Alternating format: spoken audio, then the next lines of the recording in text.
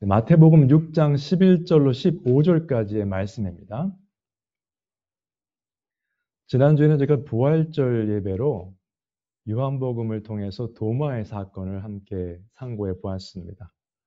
마태복음에 나오는 베드로의 신앙 고백도 있었지만은 도마의 신앙 고백은 나의 주님이시요 나의 하나님이시니이다. 나의 개인적인 주님, 나의 주인님이시란 뜻이죠. 나의 하나님이시니이다. 놀라운 신앙 고백을 했던 그 말씀으로 저희가 상고를 해봤고요. 오늘 본문은 계속해서 무엇을 어떻게 기도할 것인가, 흔히 주기도문으로 알려져 있는 본문을 계속해서 상고해보고 은혜를 나누고자 합니다.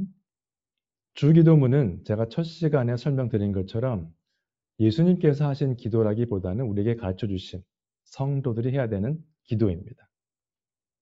그래서 9절로 10절을 보시면은 적어도 세 가지가 나옵니다. 하나님의 이름이 거룩히 여김을 받으시오며 나라가 임하시오며 뜻이 이루어지는 것에 대해서 기도를 하는 부분이 나오죠. 이렇게 하나님에 대한 이야기를 쭉 기도한 후에 첫 번째 간구가 나옵니다. 우리의 삶에 대한 첫 번째 간구인데 오늘 우리에게 일용할 양식을 주시옵고 하나님의 이름이 거룩히 여김을 받으시오고 하나님의 뜻과 하나님의 나라에 대한 얘기를 하다가 갑자기 먹고 사는 이야기를 합니다. 그래서 어떤 분들은 너무 세상적인 간구가 아니냐 그렇게 질문하시는 분도 있을 수 있어요. 우리 삶에 관한 것도 좀 멋지게 영적으로 볼 때 근사한 간구를 해야 되는데 일용할 양식을 달라. 쉽게 말하면 먹고 살게 해주십시오 이런 내용이거든요. 근데 이것은 우리가 하나님의 자녀라는 걸 생각하면은 formally 막 형식에 얽매여서 할 기도는 아니라고 생각하시면 되겠어요. 그리고 풍족한 게 아니라 일용할 양식이죠. daily bread. 쌓아놓고 먹는 게 아니라 그때그때 필요한 거를 말하는 겁니다. 내가 원하는 게 아니고. 그래서 그 필요한 것이 충족이 되면 하나님께서 프로바이드 해주신다고 했기 때문에 그런 부분에 대해서 기도하는 것이 마땅하다고 생각을 하고요. 그래서 루터는 이렇게 말을 했어요. 그냥 단순히 빵 이야기가 아니고, 그렇죠. 일용할 양식, daily bread라고 해요. 영어로는 번역을 하면. 빵뿐만 아니라 우리가 살아가는데 필요한 모든 것을 말한다라고 말을 했습니다. 음식, 건강, 뭐 이런 거겠죠. 여러 가지가 있는데. 목사, 혹은 우리는 크리스찬이니까 돈을 안 벌어도 되고, 밥은 안 먹어도 되고, 그게 아닙니다. 일반적으로 사람들이 사는 것과 똑같이 기본적인 것은 있어야 되겠죠. 아마 그래서 사도 바울도 고린도 교회에 편지를 보내면서 그들을 섬겼을 때 본인이 일을 했던 이야기를 했죠. 필요하니까 한 거죠. 사도 바울이 믿음이 없어서 기도를 안 해서 주님 먹고 살게 해주십시오 안 했던 것이 아니고 필요했기 때문에. 그렇죠. 그 당시 고린도 교회는 서포트를 안 했던 그런 교회죠. 그래서 그때 일을 했던 거 생각하시면은 금방 이해하실 수 있을 것 같습니다. 일은 우리가 하는 거죠. 직장을 구해야 되고 어떤 분들은 필요에 따라서 두 잡을 낄 수도 있고요. 사업을 하시는 분도 계시고 한데 신명기에 이런 말씀이 나왔었습니다. 그러나 내가 마음에 이르기를 내 능력과 내 손의 힘으로 내가 이 재물을 얻었다 말할 것이라. 약속의 땅에 가서 일을 한 대로 또 거둔다는 거죠. 그러면 내가 했구나 생각할 수 있다는 거죠. 미국도 기회의 땅이죠. Land of Opportunity. 와서 얼마나 많은 것을 우리가 이루었습니까? 제가 얼마 전에 제가 결혼하기 전에 제가 잠깐 일했던 변호사들이 있었어요. 백인들이었는데 그때는 제가 영어 이름이 필요가 아니고 진상용 할 때 그 쌩이라고 했거든요. 제가 이름을 바꾼 이유는 저희 집안에 쌩이 5명이 있습니다. 형제들이 다 쌩이에요. 그래서 이제 제가 시민권을 딸 때 필요로 이제 first name을 했는데 어쨌든 간에 그 사람들은 저를 쌩으로 기억을 해요. 한 20년, 25년 만에 연락이 됐어요. 저보고 you've come a long way 그러더라고요. 정말 많이 변하고 발전했구나 그렇게 얘기를 하더라고요. 31년 전, 32년 전에는 제가 미국 온 지 얼마 안 됐을 때 영어도 잘 못하고 정말 힘들게 일하고 학교 다니고 할 때였습니다. 그때 기억을 하면서 그분이 그런 얘기를 했는데 그러면 그동안에 내가 이루었느냐? 그럴 수 있다는 거죠. 본인이 이루었다고 생각할 수 있다는 거예요. 그런데 모세가 이렇게 말을 했습니다. 네 하나님 여호와를 기억하라. 그가 네게 재물 얻을 능력을 주셨음이라. 직장 생활을 하던 사업을 하던 뭐 공부를 잘했던 하나님을 기억하셔야 돼요. 우리가 하나님의 자녀라는 뜻은 하나님께서 우리의 아버지가 되신다는 거, 내가 먹고 살고 하는 모든 삶이 하나님의 은혜 가운데 이루어졌다는 것을 기억하셔야 돼요. 그것을 잠깐 놓치는 순간 내가 드러납니다. 내가 뭘 잘했다. 내가 성공했다. 이렇게 되게 되거든요. 그러면 하나님은 드러나지 않고 내 달란트만 드러나는데 그 달란트는 누가 주신 겁니까? 하나님이 주신 거잖아요. 어떤 친구들은 이런 얘기를 하더라고요. 젊은 친구들이. 저는 키도 크고 잘생겼습니다. 자기가 만든 것처럼 그래. 부모한테 그거 받은 거거든요. 네, 그런 경우를 많이 들었는데. 어쨌거나 두 번째 강구로 넘어갑니다. 오늘은 두 번째 강구에 초점을 맞춰서 말씀을 좀 드리도록 하겠습니다. 뭐 끝도 없고 한도 없이 나올 수 있는 이야기지만 거기에 초점을 좀 맞춰서 하겠습니다. 왜냐하면 오해의 소지가 많은 부분이기 때문에 끝까지 잘 들어주시면 감사하겠습니다. 우리가 우리에게 죄 지은 자를 사해 준 것 같이 우리 죄를 사하여 주시옵고 라고 되어 있습니다. 잘못 이해하시면 내가 죄를 용서하면 하나님도 나를 용서하신다. 그렇게 볼 수 있어요. 그게 어디서 나옵니까? 그런 원리가. 캐톨릭 철치에서 나옵니다. 천주교에서 이렇게 나오고요. 천주교는 왜냐하면 행함이 있어야 되거든요. 구원은 그냥 믿음으로 되는 게 아니라 믿음 플러스 행함이에요. 거기는. 그다음에 다른 타 종교를 보시면 믿음의 강조점보다는 나의 선행입니다. 내가 재물을 많이 갖다 바치면, 내가 사람들한테 나이스하게 해주면 나는 구원을 받게 돼 있어요. 차이점은 무엇인가? 우리는 오로지 믿음으로만 구원받게 되어 있습니다. 에베소서 2장 8절 9절을 보시면 하나님의 선물이라. 선물은 내가 쟁취하는 게 아니죠. 내가 일을 해서 받는 보수가 아닙니다. 선물은 그냥 하나님이 주시는 거죠. 그걸 기억하시면 성경 전체를 보시면 이해가 되고요. 마태복음 6장 14절로 15절, 오늘 마지막 두 구절을 같이 보시면 이렇게 되어 있습니다. 함께 읽으실까요? 그 박스에 있는 거 시작. 너희가 사람의 잘못을 용서하면 너희 하늘 아버지께서도 너희 잘못을 용서하시려니와 너희가 사람의 잘못을 용서하지 아니하면 너희 아버지께서도 너희 잘못을 용서하시지 아니하시리라. 똑같은 원리죠. 12절의 말씀과 14절, 15절 말씀을 그냥 그것만 종합을 해보시면 내가 용서를 하면 남을 용서하면 하나님이 나를 용서해 주시고 내가 남을 용서하지 않으면 하나님도 나를 용서하지 않으신다고 생각하실 수 있어요. 제가 조금 전에 설명드린 것처럼 이것은 절대로 행위로 구원받는다는 뜻이 아닙니다. 아니에요. 기억하셔야 돼요. 그러면 뭘 용서한다는 것은 여기서 죄를 말하는 거죠. 그래서 이사야서 59장에 보시면 이렇게 남아 있습니다. 오직 너희 죄악이 너희와 너희 하나님 사이를 갈라놓았고 우리가 죄를 지었기 때문에 창세기에서도 죄를 지었기 때문에 하나님과 관계가 갈라졌죠. 에덴 동산에서 쫓겨났거든요. 죄를 짓고 나서. 그래서 그것 때문에 우리와 하나님과의 사이가 갈라졌어요. 그러면 일반 사람들과의 관계도 죄가 남아있으면 그 사이가 갈라지게 돼 있습니다. 화평, 피스가 있으면, 샬롬이 있으면 얼마나 좋아요, 만날 때마다. 근데 뭔가 죄가 있고 껄끄러우면 힘듭니다, 그 관계가. 그래서 너희 죄가 하나님의 얼굴을 가렸다고 돼 있죠. 너에게서 듣지 않으시게 함이니라. 우리가 계속 죄를 지으니까 우리가 기도를 해도 응답받지 못합니다. 응답받지 못하니까 기도를 안 하게 되죠. 응답 받은 적이 없거든요, 기도를 해서. 뭐 계속 하겠어요. 그렇죠? 근데 그 원인이 내가 죄를 지은 것에 있는데 그 생각은 안 하고 하나님은 기도 응답을 안 해주시는구나 하고 기도 안 합니다. 다니엘서에 보시면 이렇게 나와 있습니다. 다니엘서 9장인데요. 함께 읽으실까요? 시작. 우리는 이미 범죄하여 패역하며 행악하며 반역하여 주의 법도와 규례를 떠나 싸우며 우리가 또 주의 종 선지자들이 주의 이름으로 우리의 왕들과 우리의 고관과 조상들과 온 국민에게 말씀한 것을 듣지 아니하였나이다. 다니엘이 9장에 보시면은 BC 한 539년경에 말씀을 읽다가 예레미야서를 읽다가 깨달은 겁니다. 여기 보시면은 나 다니엘이 책을 통해 여호와께서 말씀으로 선지자 예레미야에게 알려주신 그 연수를 깨달았나니 곧 예루살렘의 황폐함이 70년 만에 그치리라 하신 것이니라. 지금 바벨론이 바사, 페르시아에 의해서 지금 함락당하는 그런 상황이었거든요. BC 539년경이. 그러면은 70년이 좀 지난 거예요. 바벨론 포로 잡혀간 지가.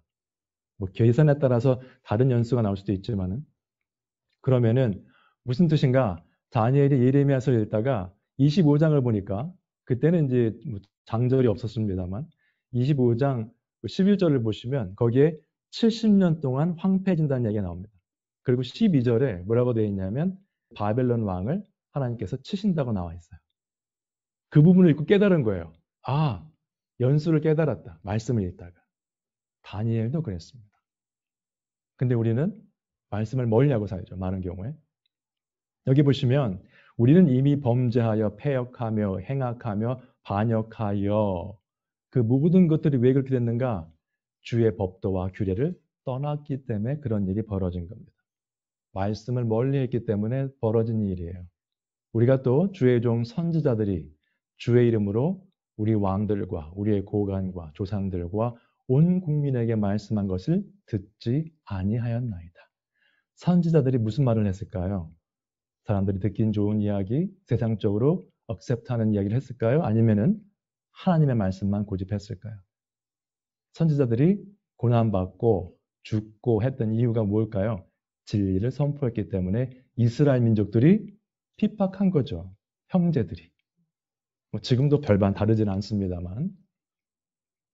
그래서 마태복음 5장 20절부터 48절까지 한번 리뷰를 해보실 필요가 있어요. 제가 이제 좀 설명 더 드리기 전에. 20절에 어떻게 시작하냐면 내가 너희에게 이르노니 너희 의가 우리의 의가 서기관과 바리새인보다 더 낫지 못하면 더 뛰어나지 못하면 결코 천국에 들어가지 못하리라. 그리고 예수님께서 심판, 지옥불에 대한 이야기를 하셨습니다. 심판, 지옥불, 회개 이런 얘기를 하면 굉장히들 안 좋아하시죠.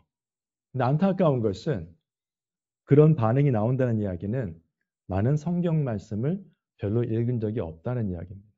왜냐하면 심판, 지옥불, 회개에 관한 이야기를 가장 많이 하신 분이 예수 그리스도이십니다. 신약을 한번 쭉 보세요. 늘 말씀드리지만 좋은 성경책은 예수님 말씀은 빨갛게 돼 있죠. 빨간 프린트로. 그것만 한번 쭉 보세요. 얼마나 많은 내용이 심판과 지옥과 회개라는 내용인지 한번 보시기 바랍니다.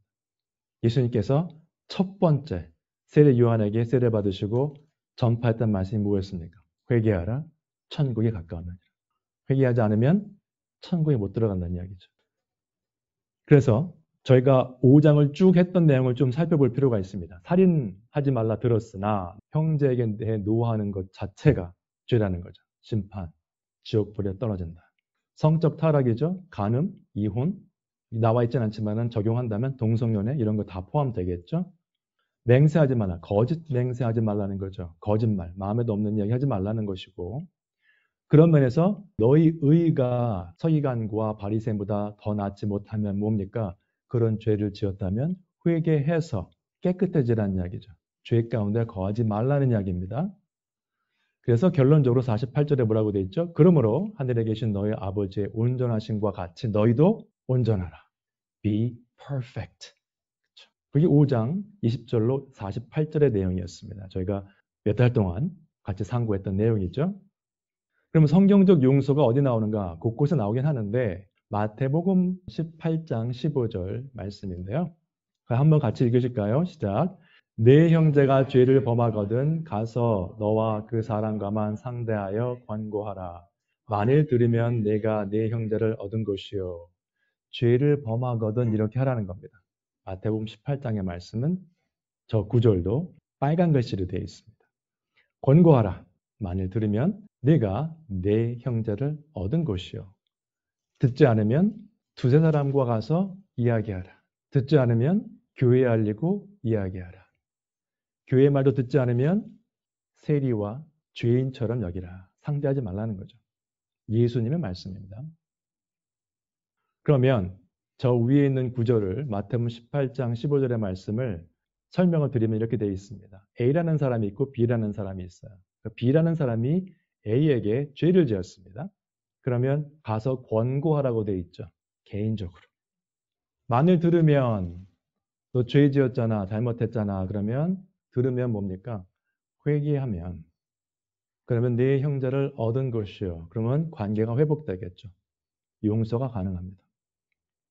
권고를 했는데 회개 안 하면 뭐죠? 아직도 B라는 사람이 A라는 사람을 미워할 수 있겠죠. 혹은 A라는 사람이 B라는 사람을 미워할 수 있을 것이고. 우리는 지금 어떤 얘기를 하냐면 세상적으로 회개와 권고 다 필요 없고 용서합시다 합니다. 그러면 성도 A가 B라는 사람을 용서했어요. 죄를 지은 사람을. 회개도 안 했고 권고도 하지 않았고 변화가 없습니다. 그러면 그것이 과연 진정한 용서와 화해가 될까요? 만날 때 불편함이 없을까요? 두 분 관계가? 불가능합니다. 우리는 불가능한 이야기를 원하고 예수님께서 말씀하신 말씀 위에 가려고 해요. 하나님 말씀 위에 앉아 있으려고 합니다. 무서운 현실입니다. 구체적인 얘기를 들어볼게요. 교회가 있습니다. 저희가 지금 계속 공부했던 내용이에요. 너희가 살인하지 말라 들었으나 형제에게 노하는 자마다, 그렇죠? 분노죠. 마태복음 5장 22절의 말씀입니다. 그런데 형제끼리 불화를 지금 일으키고 있어요. 교회에서 사랑과 용서다. 그냥 넘어가자. 그 다음에 뭐가 나왔죠? 간음하는 자들이 나옵니다. 28절에. 성도들 중에 간음을 범하는 사람들이 있어요. 사랑과 용서로 넘어갑시다. 분노하는 것도 고칠 필요 없고 간음하는 것도 계속해도 괜찮습니다.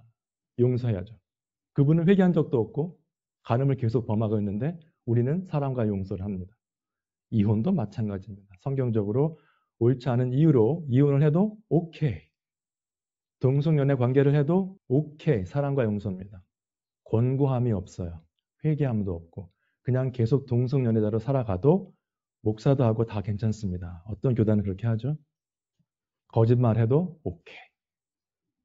여러분 만약에 가정에서 형제들끼리 서로 노하고 싸우고 한 명은 간음을 저지르고 있고 한 명은 이혼을 하고 한 명은 거짓말만 하면 그 가정이 평화롭겠습니까? 사랑과 용서로 화합을 하자 부모가 그렇게 한다고 될까요? 아무도 회개하고 바뀌지 않았어요. 간음을 범하는 데는 계속 간음을 범하고 마약을 하는 친구는 계속 마약을 합니다. 그 가정이 평화롭겠습니까? 우리는 그렇게 살자고 얘기합니다. 교회 안에서도. 그것을 용서라고 이야기를 합니다. 누가 누구를 용서합니까? 회개한 적이 없는 사람을. 저 위에 한번 같이 읽으시죠. 시작. 인자가 그 천사들을 보내리니 그들이 그 나라에서 모두 넘어지게 하는 것과 또 불법을 행하는 자들을 거두어내어 풀무불에 던져 넣으리니 거기서 울며 이를 갈게 되리라. 불법을 행하는 자들을 거두어내어 풀무불에 던져 넣으리니 거기서 울며 이를 갈게 되리라. 용서와 사랑을 해야 되는데 예수님께서 저렇게 말씀하셨어요. 훨씬 더 많지만은 몇 가지만 하나만 더 예를 들어보죠. 밑에 같이 한번 읽으시죠. 시작. 물을 있는 자는 받아 풍족하게 되고 없는 자는 그 있는 것까지 빼앗기리라. 이 무익한 종을 바깥 어두운 데로 내쫓으라. 거기서 슬피 울며 이를 갈리라 하니라. 무익한 종의 케이스는 달란트의 비유에 나오는 이야기죠. 예수님께서 하나님께서 기회를 주셨어요. 하나님의 일을 할 수 있는 기회를 줬습니다. 한 달란트를 맡기셨어요. 근데 아무것도 안 했습니다. 열매가 없었죠. 바깥 어두운 데로 내쫓으라. 거기서 슬피 울며 이를 갈리라 하니라. 그러면 울면서 이를 간다는 게 무슨 뜻인가 생각해 보시기 바랍니다. 그걸 위해서 계시록의 말씀을 좀 나누도록 하겠습니다. 계시록의 2장부터 7교회에 보내는 편지가 있습니다. 첫 번째 교회가 에베소에 있는 교회였습니다. 거기에 이렇게 나와 있습니다. 그러므로 어디서 떨어졌는지를 생각하고 회개하여 처음 행위를 가져라. 만일 그리하지 아니하고 회개하지 아니하면 내가 네게 가서 네 촛대를 그 자리에서 옮기리라. 너희들은 교회의 역할을 할 수 없다라고 말씀하셨어요. 회개하지 아니하면. 계시록 9장에 보시면 그 앞에부터 시작을 합니다만 일곱 나팔의 재앙이 뚝 지나간 다음에 또 세 재앙이 나옵니다. 그래서 전 세계 인구의 3분의 1이 죽어요. 여러분 코비드 때 많이 사람들이 희생됐습니다만 3분의 1은 아니었어요. 3명 중에 1명이 세상을 떠나는 그러한 재앙이 일어난 그런 사건 후의 이야기입니다. 지금 박스에 있는 것이. 같이 한번 읽으시죠. 시작. 이 재앙에 죽지 않고 남은 사람들은 손으로 행한 일을 회개하지 아니하고 오히려 여러 귀신과 또는 보거나 듣거나 다니거나 하지 못하는 금, 은, 동과 목석의 우상에게 절하고 또 그 살인과 복술과 음행과 도둑질을 회개하지 아니하더라. 하나님의 말씀대로 세상에 재앙이 닥치고 인류의 3분의 1이 죽어도 회개하지 않습니다. 조금 전에 마태복음에서 나왔던 슬피 울며 이를 간다는 것은 무슨 뜻입니까? 그들은 지옥불에 떨어져도 회개하지 않습니다. 여러분, 선택받아서 천국 가는 사람들은요, 하나님의 은혜로 회개를 하게 되고 그 은혜로 말미암아 구원을 받게 된 사람들이죠. 지옥에 떨어진 사람은 슬피 울며 이를 갈아요. 그것은 회개하는 모습이 아닙니다. 영벌에 청해져도 그 사람들은 회개가 없어요. 그래서 두아디라 교회에 계시록에 보시면은 이렇게 말씀하고 계십니다. 또 내가 그에게 회개할 기회를 주었으되 자기의 음행을 회개하고자 하지 아니하는도다. 그래서 계시록에 나오는 7교회는 살아남은 교회가 실제로는 없습니다. 아무도 회개하지 않았죠. 칭찬받은 교회 포함. 여러분, 우리가 삶을 살아가면서 회개, 심판, 영벌 이런 거 되게 싫어하지만은 회개하지 않으면 그 안에 생명이 있을 수 없습니다. 교회 안에 있다고 해서 생명이 있는 게 아니에요. 10처녀 중에 5처녀가 장소를 잘못 잡아서 신랑을 놓친 게 아닙니다. 그 사람들은 같은 장소에서 같은 옷을 입고 같은 등불을 들고 신랑을 기다렸어요. 겉모양은 똑같았습니다. 그러나 그들은 선택받지 못했습니다. 그러면 성경적 용서를 지금 설명 쭉 드린 것에 근거해서 본다면 이렇습니다.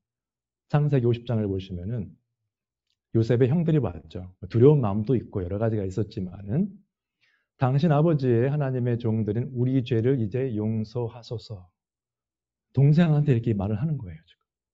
미안하다. 용서해달라는 겁니다. 요셉이 그들이 그에게 하는 말을 들을 때 울었더라. 마음이 아팠죠.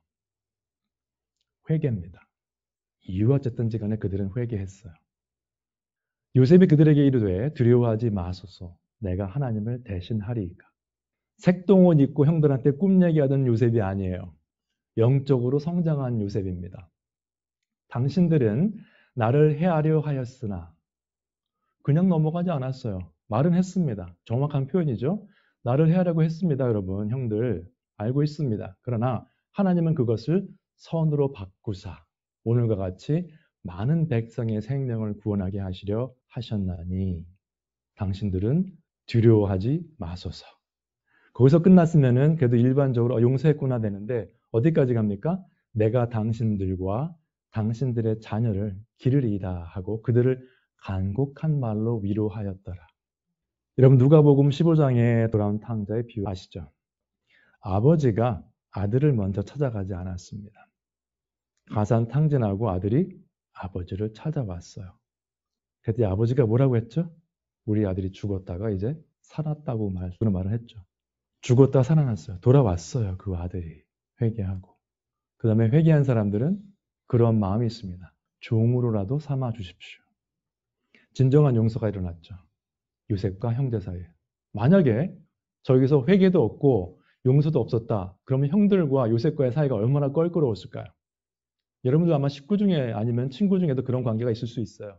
서로 불편한 마음이 있으면 만날 때 편하지 않습니다. 무슨 일이 있을 때 해결이 돼야 편한 마음으로 다시 교제할 수 있게 되는 거죠. 아무리 말로 누가 용서한다고 해도 저 관계는 저 과정을 거치지 않으면 회복될 수 없는 관계입니다. 그러면 교회의 역할은 무엇인가 보셔야 돼요. 특별히 감독이면 장로, 장로면 목사. 셋 다 같은 걸로 보시면 됩니다. 여기서 표현은 감독이라고 되어 있는데 같은 직책으로 보시면 돼요. 왜냐하면 이제 영어권 미국 교회 같은 경우는 다 엘더를 보거든요. 장로교회에서. 그럼 엘더가 뭐냐? 두 가지가 있죠. 우리가 흔히 말하는 목사는 teaching elder. 그 다음에 우리가 말하는 그냥 장로는 ruling elder라고 합니다. 둘 다 엘더예요. 한 명은 가르치는 사람, 한 사람은 교회 행정을 맡은 사람. 그런데 감독의 조건이 자격이 무엇인가? 목사, 장로 포함. 그러므로 감독은 책망할 것이 없으며 한 아내의 남편이 되며 절제하며 신중하며 단정하며 나그네를 대접하며 가르치기를 잘하며. 그냥 티칭의 달란트가 있다. 그 뜻이 아니에요. 왜냐하면 디도서를 보시면 이렇게 나와 있습니다. 믿은 말씀의 가르침을 그대로 지켜야 하리니. 말씀을 가르치고 가르친 대로 지켜 사는 사람이어야 합니다. 세상적인 아이디어, 세상적인 생각, 내 인품, 성격 이걸로 하는 것이 아니라 말씀을 가르치고 그 말씀대로 지켜 행하는 사람이에요. 에스라가 그랬죠. 이는 능히 바른 교훈으로 권면하고 성경 말씀으로 권면하는 거죠. 그리고 그 성경 말씀에 거슬러 말하는 자들을 책망하게 하려 함이라. 책망이 있어야 됩니다. 책망이 없으면 회개할 기회가 없어요. 오늘 용서에 대한 이야기가 나왔기 때문에 계속 말씀을 드리는 겁니다. 훨씬 더 내용이 많지만은. 그런데 거슬러 말하는 자들을 책망할 때 그 책망을 받는 자들의 믿음도 중요합니다. 그 노란 박스에 있는 거 같이 한번 읽으실까요? 시작. 미련한 자의 귀에 말하지 말지니 이는 그가 내 지혜로운 말을 업신여길 것임이다. 장로가 말을 하는데 당신이 뭔데 그렇게 말을 하는가? 성경적으로 말할 때요. 그렇게 들으면 어떻게 될까요? 대화가 진행되지 않겠죠. 마태복음 7장에 뭐라고 되어 있습니까? 거룩한 것을 개에게 주지 말며 진주를 돼지에게 던지지 말라. 짓밟힌다고 되어 있습니다. 지혜로운 말을 들었을 때 그 들은 사람의 신앙의 성숙도도 중요합니다. 아까 말씀하신 거, 들으신 것처럼 이를 가는 표현이 나오죠. 곳곳에 말씀을 듣고 이를 갈고 죽이려고 하는 자들이 있게 마련입니다. 근데 그런 자들이 대부분이에요. 그건 우리가 다 알고 있는 사실이죠. 누가 진리의 말씀을 듣고 책망받았을 때 회개합니까? 바로 이를 갈죠. 그렇기 때문에 회개가 없고 변화가 없고 화목한 관계가 이루어질 수가 없는 겁니다. 자, 세 번째 간구. 다 연결이 돼요. 세 번째 간구를 보시면 이렇게 나와 있습니다. 우리를 시험에 들게 하지 마시옵고 다만 악에서 구하시옵소서. 아까 일용할 양식도 말씀드렸습니다. 제가 열심히 일을 하지만은 결국은 하나님을 의지하고 여호와 하나님을 기억하라. 시험에 들게 하지 마시옵고 하나님께서는 야고보서에 의하면 아무도 시험하지 않는다고 말씀하셨어요. 그런데 이 시험에 대한 단어가 영어 성경은 뭐 테스트 뭐 여러 가지로 번역이 되지만은 어원상은 같은 단어입니다. 그래서 이제 문맥을 보고 번역은 이제 다르게 했지만은 결국 같은 단어인데 하나님께서 우리를 시험에 들게 하신다는 것이 아니라 그런 상황이 돼서 죄를 짓는 악을 행하게 되는 그런 상황까지 안 가게 해 주시옵소서 이런 기도입니다. 이런 기도를 하고 내가 죄를 짓는 상황이나 그 죄를 지을 만한 그런 시험을 받게 되는 상황으로 내가 스스로를 몰고 가서는 안 되겠죠. 피하셔야 돼요. 그런 상황은. 그리고 혹시라도 어려운 일이 당할 때에도 하나님께서는 이렇게 말씀하셨습니다. 사람이 감당한 시험 밖에는 너희가 당한 것이 없나니. 보세요. 사람이 감당한 시험 밖에는 너희가 당한 것이 없나니 라는 뜻은 뭐냐면 영어 성경엔 좀 더 정확히 표현이 됐는데 사람들이 다 당하는 시험을 너희들이 받는다는 겁니다. 너희들만 스페셜한 시험 받는 것이 아니라 사람들이면 다 있을 법한 시험을 받는 것이다. 얘기해보면 너도 그랬어? 나도 그랬는데 이런 상황이 나오는 그러한 시험이라는 거예요. 듣도 보도 못한 아무도 경험하지 못한 시험 받는 것이 아니라 오직 하나님은 미쁘사 너희가 감당하지 못할 시험 당함을 허락하지 아니하시고 욥의 이야기를 보시면 아시죠? 사탄이 욥을 힘들게 했을 때도 하나님께서 허락하셨기 때문에 가능했던 겁니다.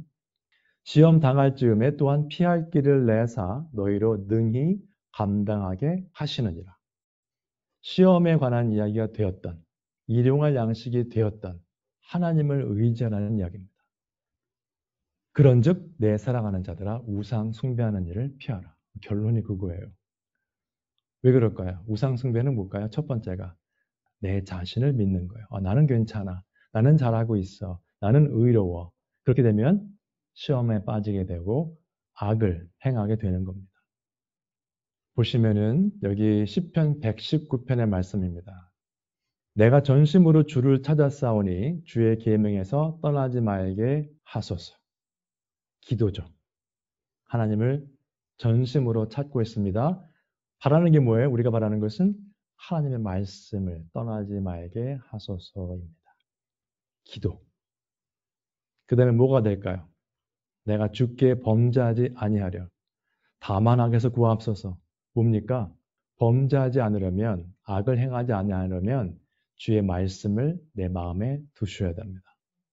그렇게 살고 있습니다. 내 마음에 두었나이다죠. 앞으로 두겠습니다가 아니라 삶이에요. 첫 번째 기도, 그 다음에 삶입니다. 부카넌 목사님의 책에서 그렇게 나온 거 기억하시죠? 첫 번째 시간에 제가 말씀드렸죠. 우리는 기도한 대로 사는 사람들이 되어야 합니다. 기도는 멋지게 하고 삶을 들여다보면 성경 말씀과 관계없는, 기도와 관계없는 삶을 산다면 그것은 거짓된 삶, 하나님을 욕되게 하는 삶이라고 말씀하셨습니다. 내가 전심으로 주를 찾았사오니 주의 계명에서 떠나지 말게 하소서. 말씀으로 시작해서 말씀으로 기도를 시작하고 말씀 가운데 삶을 살아가셔야 돼요. 가정에서, 직장에서, 교회에서. 이게 전체가 다 돼야 그게 성도의 삶입니다. 기도원에 맨날 올라간다. 중요합니다. 말씀을 열심히 본다. 중요해요. 근데 삶이 그 말씀대로 이루어지지 않으면 아무 의미가 없는 거죠. 그리고 하나 덧붙인다면 남들이 하는 것과 내가 하는 것이 똑같아요. 예를 들어서 남들이 도둑질을 하고 나도 도둑질을 합니다. 그런데 내가 하는 도둑질은 다 이유가 있어요. 정당화가 됩니다. 그것 또한 하나님을 욕되게 하는 삶입니다. 아무리 봐도 도둑질인데 자기는 괜찮다고 그래요. 맛있는 대로 산다고 합니다. 아니죠. 그런 사람들 때문에 교회가 세상으로부터 손가락질을 받고 하나님의 이름이 이방인 가운데 욕을 먹게 되는 겁니다. 차라리 말을 하지 않으면 좋아요. 말씀에 대한 이야기, 교회에 섬기는 이야기 안 하면 좋은데 하면서 그 삶은 전혀 뒷받침이 되지 않는다. 이 시간에 회개하시고 오늘 계시록의 말씀처럼 회개할 기회를 주었으되 회개하지 않아서 슬피 울며 이를 가는 일을 경험하지 마시고 하나님의 나라에서 하나님의 영광을 바라보며 그 삶 가운데 기쁨을 누리시는 우리 모두가 되시기를 주님의 이름으로 축원 드립니다.